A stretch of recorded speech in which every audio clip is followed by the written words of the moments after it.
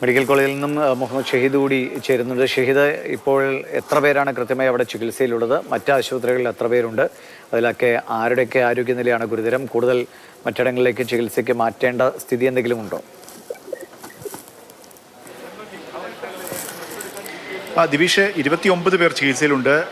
5 പേർ കൊയിലാണ്ടി താലൂക്ക് ആശുപത്രിയിലുണ്ട്.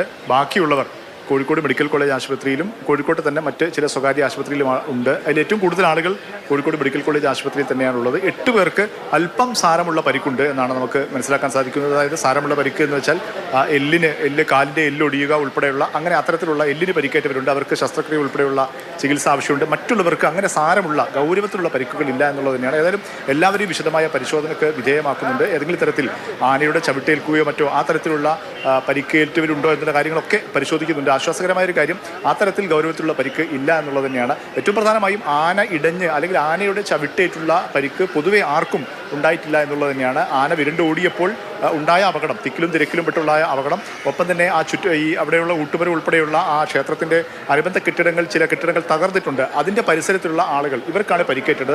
അതുകൊണ്ട് തന്നെ അത്തരത്തിലുള്ള കെട്ടിടങ്ങൾ വീണും അല്ലെങ്കിൽ തിരക്കിൽ ഓടിയും മറ്റുമുള്ള പരിക്കുകളാണ് ഏറ്റവും കൂടുതലുള്ളത്. അവർക്കുള്ള ആവശ്യമായ ചികിത്സ വിവിധ ആശുപത്രികളിലായി നൽകുന്നുണ്ട്.